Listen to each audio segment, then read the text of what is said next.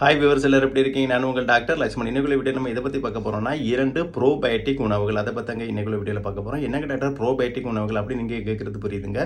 ப்ரோபயோட்டிக்னா வேறு ஒன்றும் இல்லைங்க, தமிழில் நன்மை பயக்கும் பாக்டீரியான்னு சொல்லுவாங்க. இப்போ நம்ம வந்து குடல் வாழ் எடுத்துக்கிட்டிங்கன்னா குடல்ல எல்லாம் முக்கியமாக நன்மை பயக்கும் பாக்டீரியா உண்டு. இப்போ பாக்டீரியா உங்களுக்கு தெரியும், அது கேடு விளைவிக்கும், பலவிதமான காய்ச்சல் போன்ற வியாதிகளை உண்டாக்கும் தெரியும். ஆனால் வந்து நன்மை பயக்கும் பாக்டீரியாவும் நம்ம குடல்களில் இருக்கும். அது எதுக்குன்னா உணவோட செரிமானத்துக்கு வேண்டி இயற்கையாகவே இருக்குதுங்க. அந்த பாக்டீரியா இல்லைன்னா நமக்கு வந்து ஸ்டொமக் வந்து காலியாயிரும். ஓகேவா? ஒவ்வொரு பிரச்சனையாக வந்து ஸ்டொமக் வந்து காலியாயிரும். அந்த பாக்டீரியா வந்து இயற்கையிலே இருக்கனால தான் நமக்கு உணவுலாம் செரிமானம் வந்து நல்லா ஈஸியாக வந்து நடக்குது. பல விதமான மாற்றங்கள் வந்து நடைபெறுகிறது. ஓகேவா? இப்போ அந்த நன்மை பயக்கும் பாக்டீரியா வந்து இன்னைக்கு பார்த்தீங்கன்னா பாதி பேருக்கு இல்லை. காரணம் என்ன பார்த்தீங்கன்னா, இன்னைக்கு வந்து இது கண்ட மருந்து மாத்திரைகள் போடுறோம் இல்லையா? இப்போ பாக்டீரியாவுக்கு ஒரு ஆன்டிபயோட்டிக் போடுறீங்க இல்லையா? அந்த ஆன்டிபயோட்டிக் வந்து சில பாக்டீரியாவில் குறி வச்சு தாக்கும். சில ஆன்டிபயோட்டிக் என்ன பண்ணால் நன்மை பயக்கும் பாக்டீரியாவை சேர்த்து தாக்கிறது. ஸோ ஓகேவா? அதனால பெரிய பிரச்சனை தான். அதனால அதனுடைய வந்து எண்ணிக்கைகள் வந்து குறைஞ்சிருது. அது கிட்டத்தட்ட வந்து ஒரு லேக்ஸ் கணக்கில் மில்லியன் கணக்கில் நம்ம பாடியில் வந்து இருக்கணும். அப்படி இருந்தால் தான் நமக்கு வந்து குடலுக்கு நல்லது, நமக்கு உணவு செரிமானத்துக்கு நல்லது. ஆனால் அது வந்து இல்லாமல் போயிடுது. பல காரணங்கள், வேறு வந்து மாத்திரை மருந்துகளால் மட்டும் இல்லை, பல விதமான காரணங்களால் இன்றைக்கி வந்து நன்மை பயக்கும் பாக்டீரியா நம்ம குடல்களில் இல்லாமல் குடல் வந்து பல பிரச்சனைகள் ஏற்படுதுங்க. அப்போ இந்த நன்மை பயக்கும் பாக்டீரியா எந்தெந்த ஃபுட்டில் இருந்து கிடைக்குது அப்படின்னு பார்க்கலாம். ஏன்னா அந்தந்த ஃபுட்டுகள் சாப்பிட்டீங்கன்னா நமக்கு நன்மை பயக்கும் பாக்டீரியா வந்து கூடிடும். ஓகேவா? இன்றைக்கி ஆசிட் பேசிலஸ்னு மருந்து மாத்திரம் இருக்குது, இருந்தாலும் அது கெமிக்கல் இருக்கும். ஓகேவா? அதுக்கு பதிலாக நம்ம உணவின் மூலமாகவே நன்மை பயக்கும் பாக்டீரியா வந்து கூட்டிடலாம். என்னென்ன உணவுன்னு பார்க்கலாம். ஃபஸ்ட்டு வந்து எடுத்துக்கிட்டிங்கன்னா, எந்த ஃபுட்டில் வந்து நன்மை பயக்கும் பாக்டீரியா வந்து கூடுதலாக இருக்குன்னு பார்த்தீங்கன்னா கஞ்சி தாங்க. என்னங்க டாக்டர் கஞ்சி பற்றி இவ்வளோ ஸ்பெஷலாக சொல்கிறீங்க அப்படின்னு கேட்குறது புரியுதுங்க. ஆமாங்க, கஞ்சி எடுத்துக்கிட்டிங்கன்னா நம்மளுடைய பாரம்பரிய உணவு இல்லையா? பழைய காலத்தில் என்ன வந்து கஞ்சியை அதிகமாக சாப்பிடுவாங்க. இன்றைக்கி அது வந்து குறைஞ்சிருச்சு.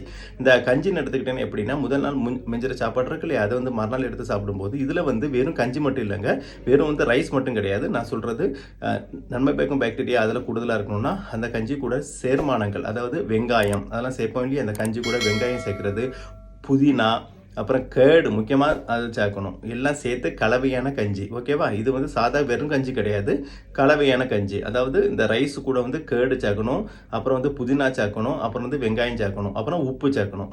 ஓகேவா? இது எல்லாத்தையும் ஒரு கரைசல் மாதிரி வச்சு காலையில் வெறும் வயிற்றில் குடிக்கும்போது இது நேராக போய் ஆசிட் பேசிலஸ் மாதிரி ஆக்ட் பண்ணி இது வந்து நன்மை பயக்கும் பாக்டீரியா அளவு வந்து கூடிரும். ஓகேவா? அப்புறம் வந்து அடுத்த இடத்துல என்னென்னு பார்த்தீங்கன்னா மோர். இப்போ வந்து மோர் வந்து கேர்டில் இருந்தால் வருது நமக்கு தெரியும். சிலவங்க கஞ்சியில் மோர் வந்து கலந்து குடிப்பாங்க, இல்லைன்னா வந்து தயிர் வந்து கலந்து குடிக்கலாம். இது எல்லாம் ஒரு கலவையாக குடிக்கணுங்க, அதுதான் வந்து எஃபெக்டாக இருக்கும். இப்போ நன்மை பயக்கும் பாக்டீரியா எதுக்கு தேவைன்னு நான் உங்கள்கிட்ட சொல்லிட்டேன், அது எப்படி கூட்டணும்னு சொல்லிட்டேன். ஓகேவா? ஸோ இந்த ரெண்டையும் நீங்கள் வந்து கரெக்டாக நீங்கள் ஃபாலோ பண்ணிட்டாலே போதும். டெய்லி ஃபாலோ பண்ணிட்டு வாங்க.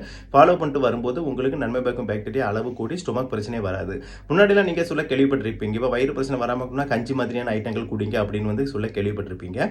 அது வந்து எதுக்குன்னா இதுக்கு தாங்க. அதில் நன்மை பயக்கும் பாக்டீரியா அதிகமாக வரும், அதனால தான். ஓகேவா? ஏன்னா இப்போ வந்து இன்னைக்கு சோறு மிஞ்சது இல்லையே, அது வந்து மறுநாள் வந்து இந்த வாட்டரில் ஊற வச்சு குடிக்கும்போது அன்னைக்கு நைட்டு ஃபுல்லாக அதில் நன்மை பயக்கும் பாக்டீரியா உண்டாகும். பொதுவாக உங்களுக்கு தெரியும், எந்த ஒரு உணவு பொருளையும் பாக்டீரியா வரும்னு தெரியும், அது கெட்ட பாக்டீரியா. இப்போ நம்ம கடையில் வந்து ஒரு கேக், ஃபார் எக்ஸாம்பிள் சொல்கிறேங்க, இப்போ நீங்கள் ஒரு பேக்கரியில் ஒரு கேக்கை வாங்கிறீங்க. ஒரு கேக்கை வந்து அது வந்து எக்ஸ்பைரி டேட்டு கழிஞ்சிட்டுனா அதில் என்ன ஆகும் அப்படின்னா, அதில் வந்து பாக்டீரியா ஃபார்ம் ஆகும். அது வந்து அதை சாப்பிடும்போது நமக்கு உடம்புக்குள்ள பலவித வியாதிகளை உண்டு பண்ணும். அதே ப்ராசஸ் தாங்க இப்போ கஞ்சியில் வந்து கஞ்சிலையும் பாக்டீரியா வரும் முதல் நாள் நைட்டு. ஆனால் என்ன பாக்டீரியா? நன்மை பயக்கும் பாக்டீரியா. இது கெட்ட பாக்டீரியா கிடையாது, இது நமக்கு தேவையான பாக்டீரியா. அது வரும்போது அதை வந்து சாப்பிடும்போது மறுநாள் காலையில் வேறு வயிற்றில் சாப்பிடும்போது அது வந்து உடம்புல சேர்ந்து அது வந்து நன்மை பயக்கும். ஏன்னா அது வந்து நன்மை பயக்கும் பாக்டீரியா. ஓகேவா? இது உங்களுக்கு ஈஸியாக புரிஞ்சிருக்குன்னு நினைக்கிறேன். இன்னைக்குள்ள இந்த வீடியோவில் நான் சிம்பிள் ஃபுட்டு தான், அதாவது கலவை கஞ்சி. அதாவது கலவை கஞ்சினா நான் ஏற்கனவே சொன்ன ஐட்டங்கள் சேர்த்துட்டு மோர், தயிர் எல்லாம் சேர்த்து கலவை கஞ்சி. இதை நீங்கள் வந்து டெய்லி ஃபாலோ பண்ணிட்டு வந்தீங்கன்னா நன்மை பயக்கும் பாக்டீரியா கூடி கண்டிப்பாக வந்து உங்களுக்கு ஸ்டொமக் பிரச்சனை அப்படியே சால்வ் ஆயிரும். எந்த மாத்திரை மருந்துகள் போட வேண்டிய அவசியமே இருக்காது. ஓகேவா? ஸோ நீங்கள் இதை ஃபாலோ பண்ணுவீங்கன்னு நினைக்கிறேன். இது மிகவும் யூஸ்ஃபுல்லாக இருந்திருக்குன்னு நினைக்கிறேன். இதை உங்கள் ஃப்ரெண்ட்ஸ் அண்ட் ரிலேட்டிவ்ங்க ஷேர் பண்ணுங்கள், அவர்களும் பார்த்து பயனடைய வேண்டும். அது மட்டுமல்ல, எல்லோரும் ஆரோக்கியமாக வாழ வேண்டும். அப்படி வளையினுடைய வாழ்த்துக்கள். இதுவரைக்கும் என்னோட சேனலை சப்ஸ்கிரைப் பண்ணுங்க. மறக்காம உங்கள் ஃப்ரெண்ட்ஸ் அண்ட் ரிலேட்டிவ் ஷேர் பண்ணுங்கள். ஏன்னா ஒரு முக்கியமான வீடியோ, அவர்களும் பார்த்து பயனடைவார்கள். மீண்டும் அடுத்த வீடியோவில் சந்திப்போம். அது வரைக்கும் பாய்.